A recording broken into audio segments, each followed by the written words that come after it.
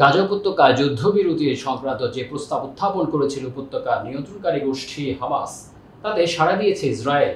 গোষ্ঠীর মুখপাত্র খলিল আল হায়া শনিবার কাতার থেকে দেওয়া এক বিবৃতিতে তথ্য নিশ্চিত করেছেন। ডেস্ক রিপোর্টে বিস্তারিত জানাচ্ছেন এসকেএন রেশমা। বিবৃতিতে খলিল আল হায়া বলেন, গত 13 এপ্রিল মিশর ও কাতারের কর্মকর্তাদের মাধ্যমে যে প্রস্তাব পাঠানো হয়েছিল তাতে আনুষ্ঠানিকভাবে সাড়া দিয়েছে ইহুদির দখলদার শক্তি।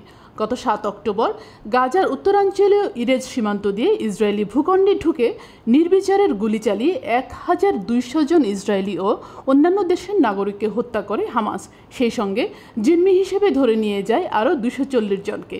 জবাবে সেই দিন থেকে গাজায় অভিযান শুরু করে ইসরায়েলের প্রতিরক্ষা বাহিনী।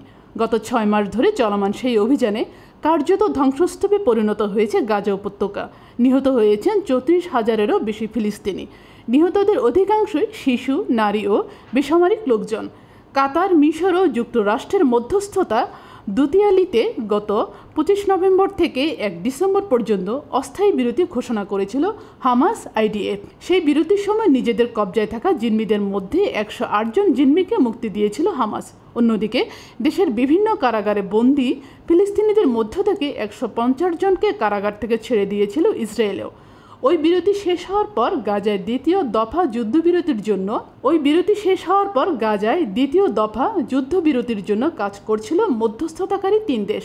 চলতি বছর রমজান মাস থেকে তা শুরু হওয়ার কথা ছিল, কিন্তু মূলত ইসরায়েলের প্রধানমন্ত্রী বেঞ্জামিন নেতানিয়াহুর আপত্তিকর কারণে তা আর হয়নি। ফলে হামাসের কবজায় থাকা বাকি 132 জন জিম্মির ভাগ্যে কী ঘটেছে তা এখনও অজানা।